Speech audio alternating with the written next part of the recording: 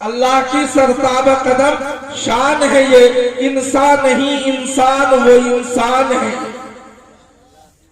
انسان نہیں انسان وہ انسان ہے یہ۔ قرآن کو ایمان بتاتا ہے انہیں، ایمان یہ کہتا ہے میری جان ہے۔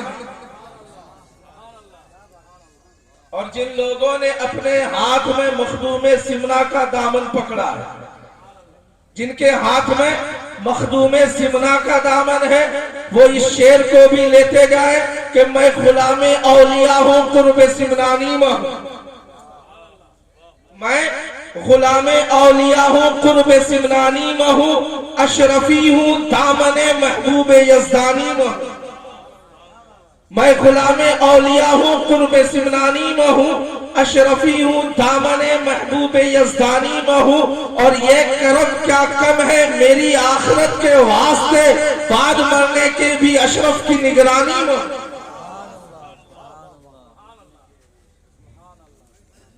پتہ نہیں پہلی مرتبہ آپ کے دیار محبت میں غریب نواز کے حکم سے کیا سرکار کی مشیت سے خواجہ خواجگاہ کے حکم سے حاضر محفل آیا۔ یوں تو اس مجلس میں کوئی اپنی طبیعت سے نہیں آیا، اس مجلس میں کوئی اپنی طبیعت سے نہیں آیا ہے، وہی آیا ہے جنہیں خواجہ نے بلایا، اور جب خواجہ نے بلایا ہے، جب بلایا گیا ہے تو یقیناً نوازا بھی جائے گا، بلایا ہے تو نوازا بھی جائے گا۔ تو اے مسلمانوں، میں کہنا یہ چاہوں گا کہ جب اتنی دیر تک آپ بیدار رہے ہیں، جب اتنی دیر تک آپ جگ رہے تھے، تو تھوڑی دیر اور اپنی بیداری کا ثبوت دیں، اور مجمع سے کھڑا ہو کر کوئی غریب نواز کی بارگاہ میں خواجہ غریب نواز کو گواہ بنا کر ایک ایسا نعرہ لگائے کہ ہمارے نعرے کی صدا یہاں سے نکل کر مخدوم سمنا کے فیوز کو بٹورتا ہوا حضرت غریب نواز کی بارگاہ سے گزرتا ہوا، نجف اشرف سے ہوتا ہوا حضرت جناب احمد مجتبی مدون و عالم کے مالک و مولا جناب محمد رسول اللہ صلی اللہ تعالی علیہ وسلم کی بارگاہ تک پہنچا۔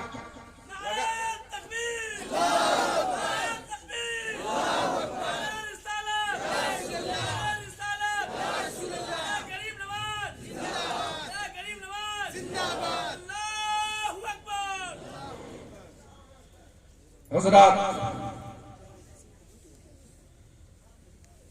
سلطان الہند کانفرنس آپ نے سجایا ہے، یقیناً آپ لائق مبارکباد ہیں۔ آپ کا یہ سجانا اگر خواجہ خواجگاہ معین بے کسا خواجہ معین الدین چشتی اجمیری رحمت اللہ تعالی علیہ نے قبول کر لیا تو یہی بخشش کے لیے ضامن ہے انشاءاللہ۔ خواجہ کی آج 6ٹھی تاریخ، اور یہ جو گھڑی ہے، یہ جو وقت گزر رہا ہے، جس وقت میں ہم اور آپ بیٹھے ہیں، یقیناً اسی سے ملتا جلتا وقت رہا ہوگا۔ تاریخ کے اوراق ہمیں جو بتاتے ہیں اس سے یہ معلوم ہوتا ہے کہ یقیناً یہی وہ گھڑی رہی ہوگی جس گھڑی میں میرے خواجہ کے پیشانی مبارک پر جو لکھا ظاہر ہوا تھا کہ حبیب ایک اللہ کا حبیب اپنے حبیب سے مل گیا، یقیناً یہی وہ گھڑی رہی۔ آپ اس گھڑی میں بیٹھے ہیں اور اس دربار کی حاضری ہے جس دربار کی شان یہ ہے کہ خواجہ ہند وہ دربار ہے اعلیٰ تیرا، خواجہ ہند وہ دربار ہے اعلیٰ تیرا، محروم نہیں کبھی مانگنے والا تیرا۔ حضرات، آج ہم یہاں مانگنے بیٹھے، آج ہم یہاں مانگنے بیٹھے، آج ہم یہاں خواجہ کے فیض سے اپنے دامن کو پر کرنے بیٹھے ہیں۔ اس لیے اپنی عقیدتوں کو، اپنی محبتوں کو، اپنی چاہتوں کو جمع کر کے اس انداز سے بیٹھے کہ یہ مت سمجھیں کہ ہم اجمیر سے دور بیٹھے، یہ مت سمجھیں کہ ہم اجمیر سے دور بیٹھے ہیں، بلکہ اس ایقان اور اس ایمان اور اس محبت کے ساتھ بیٹھے کہ ہم اجمیر سے بظاہر تو دور ہیں لیکن خواجہ کے نظر محبت کے قریب بیٹھے، اجمیر سے دور ضرور ہیں لیکن خواجہ کی نظر محبت کے قریب بیٹھے ہیں۔ تو آئیے ایک بار اور درود پاک پڑھیں، اللہم صلی علی سیدنا شفیعنا نبینا مولانا محمد معدن الجود والکرم منبع العلم والحلم والحکم وعلی آلہ وصحبہ اجمعین صلاۃ تبقی وتدوم بدوام الملک الحی القیوم صلی اللہ تعالی علیہ وسلم۔ حضرات، میں نے خطبہ مسنونہ کے بعد قرآن مقدس کی جس آیت مبارکہ کی تلاوت سے اپنے آپ کو مشرف کیا، پروردگار عالم فرماتا ہے کہ یا ایھا الذین آمنوا اتقوا اللہ وکونوا مع الصادقین، کہ اے ایمان والو اللہ سے ڈرو، اے ایمان والو اللہ سے حیا کرو، اے ایمان والو اللہ سے خوف کھاؤ، وکونوا مع الصادقین، اور سچوں کے ساتھ ہو۔ اس آیت کو جب بظاہر ہم دیکھتے ہیں تو اس کے تین پہلو نکل کر سامنے آتے ہیں۔ ایک یہ کہ پروردگار عالم نے فرمایا یا ایھا الذین آمنوا اتقوا اللہ، کہ اے ایمان خود ایک جز ہے، ایمان خود ایک اپنے آپ میں موضوع ہے۔ دوسرا موضوع اللہ کا ڈر، اللہ سے ڈرو، اللہ سے حیا کرو، اور تیسری بات وَكُونُوا مَعَ الصَّادِقِينَ، کہ سچوں کے ساتھ۔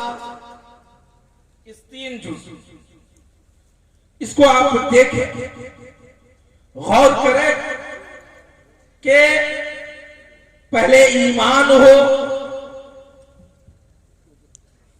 پھر اتقوا اللہ، اللہ کا ڈر ہو، اللہ کا خوف ہو، وَكُونُوا مَعَ الصَّادِقِينَ۔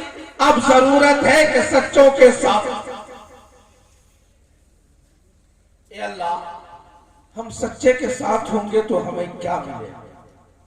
سچے کے ساتھ ہونے سے ہمیں کیا فائدہ ہے؟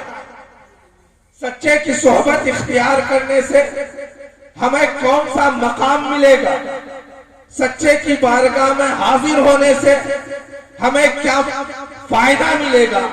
تو پروردگار عالم نے قرآن میں واضح طور پہ ارشاد فرما دیا وَكُونُوا مَعَ الصَّادِقِينَ، کہ سچوں کے ساتھ ہو جاؤ۔ اے اللہ، سچوں کے ساتھ ہونے سے کیا ہوتا ہے؟ سچے کے صحبت سے ہمیں کیا ملتا ہے؟ سچے کی صحبت کی ضرورت کیوں ہے؟ تو یقین جانا کہ بغیر سچے کی صحبت، بغیر سچے کی صحبت، بغیر صادق کے صحبت، کوئی انسان یہ چاہے کہ میرا ایمان کامل ہو جائے، یہ ممکن ہی نہیں۔ بغیر سچوں کی صحبت کوئی چاہے کہ اتقوا اللہ کی منزل کو ہم پالیں، یہ ممکن ہی نہیں۔ یعنی عام فہم جملے میں کہا جائے، افہام و تفہیم کے لیے بتایا جائے تو قرآن مقدس کی زبان، قرآن مقدس کو افہام و تفہیم کے لیے بولا جائے تو مطلب یہ ہوگا کہ ایمان والو، اگر تم یہ چاہتے ہو کہ تمہارے ایمان میں سلامتی عطا کر دی جائے، اے ایمان والو تم یہ چاہتے ہو کہ اللہ تمہارے ایمان کو مستحکم بنا دے، اے ایمان والو تم اگر یہ چاہتے ہو کہ تمہیں اتقوا اللہ کا مقام مل جائے، تمہیں خوف خدا کی منزل مل جائے، تو اس کے لیے ضروری ہے وَكُونُوا مَعَ الصَّادِقِينَ، کہ سچوں کے ساتھ ہو جاؤ۔ مسلمانوں، جن لوگوں نے سچے کی صحبت اختیار کی، اللہ نے اس کے مقام کو بلند کر دیا، اللہ نے اس کے منازل کو بلند کر دیا، اللہ نے ان کے مراتب کو بلند کر دیا۔ میں بس ایک مثال دے کر اپنی بات کو آگے بڑھاؤں کہ آپ نے سنا ہوگا اسی ہندوستان میں خواجہ معین بے کساں، خواجہ معین الدین چشتی اجمیری رحمت اللہ تعالی علیہ کے مرید یعنی خواجہ صاحب کے مرید ہیں حضرت خواجہ قطب الدین بختیار کاکی۔ حضرت بختیار کاکی کے مرید ہیں بابا فرید الدین گنجے شکر، اور بابا فرید الدین گنجے شکر کے بڑے چہیتے مرید، بڑے مشہور مرید جن کا نام محبوب الہی حضرت نظام الدین اولیا۔ یہ تو آپ کا لقب ہے محبوب الہی، آپ کا اصل نام کیا ہے؟ مجمع میں سے کسی کو معلوم ہے؟ آپ کا مزار شریف کہاں ہے پتہ ہے؟ محبوب الہی کا مزار کہاں ہے؟ دلی میں۔ کہاں مزار ہے؟ دہلی میں۔ اور آپ کا نام سید محمد بدایونی رحمت اللہ تعالی علیہ، بدایوں شہر سے آپ دہلی گئے۔ حضرت سید محمد بدایونی رحمت اللہ تعالی علیہ کا جب بچپنے کا عالم، ابھی بچپنے کے دن گزار رہے، تو چند رفقا جمع ہوئے اور مشورہ کیا کہ چلو فلاں پہاڑی پہ سونے کا کام ہوتا ہے، وہاں ہم سب جائیں گے اور کچھ سونا جمع کریں گے اور پھر وہاں سے لائیں گے، تو اس کے ذریعہ ہمیں مالداری عطا ہو جائے گی، اس کے ذریعہ ہم مالدار ہو جائیں گے، اس کے ذریعہ ہماری زندگی میں نکھار آ جائے گا، اس کے ذریعہ ہماری زندگی سمر جائے گی۔ یہ چند رفقا چلتے ہیں، راستے میں بابا نظام الدین کیا دیکھتے ہیں؟ جو سید محمد بدایونی ہے، کیا دیکھتے ہیں کہ ایک فقیر کی کٹیا ہے، ایک فقیر کا حجرہ ہے۔ محبوب الہی عرض کرتے ہیں اپنے ساتھیوں سے، اے میرے دوستو جاؤ، میں تھوڑی دیر یہاں ٹھہروں گا، میں تھوڑا وقت یہاں گزاروں گا۔ حضرت محبوب الہی وہاں رک جاتے ہیں، اس فقیر کی خدمت کرنے لگتے ہیں، ان کی صحبت میں رہتے ہیں۔ ان کے رفقا پہاڑ کے کونے پہ پہنچے ہیں، پہاڑ کی چٹان پہ پہنچے ہیں، وہاں سے سونا جمع کیا ہے، وہاں سے سونے کا زر جمع کیا ہے، اور لے کر چند دنوں کے بعد پلٹے۔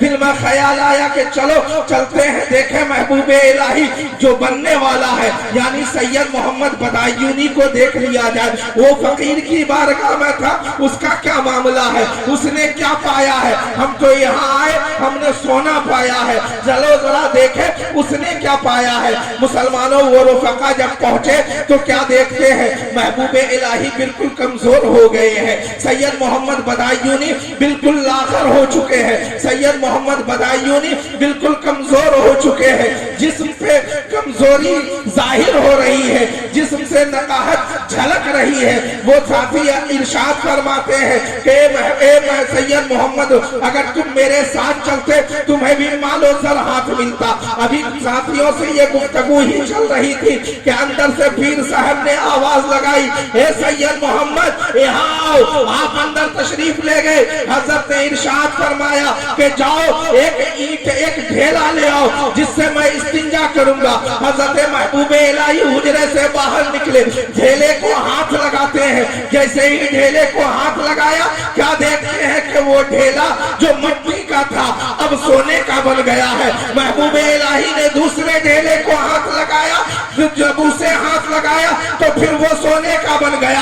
اس طریقے سے کئی ڈھیلے کو ہاتھ لگایا، جس ڈھیلے پہ نظام الدین ہاتھ رکھ دیتے وہ ڈھیلا سونے کا ہو جاتا ہے۔ مسلمانوں، اتنے میں اندر سے آواز آئی، اے بیٹا سید محمد بدایونی کہاں ہو؟ اندر آؤ۔ اندر تشریف لے گئے، پیر صاحب نے ارشاد فرمایا، تمہیں ڈھیلا لانے میں اتنی تاخیر کیوں ہو گئی؟ تمہیں ڈھیلا لانے میں اتنا وقت کیوں لگ گیا؟ تو آپ عرض کرتے ہو حضور وجہ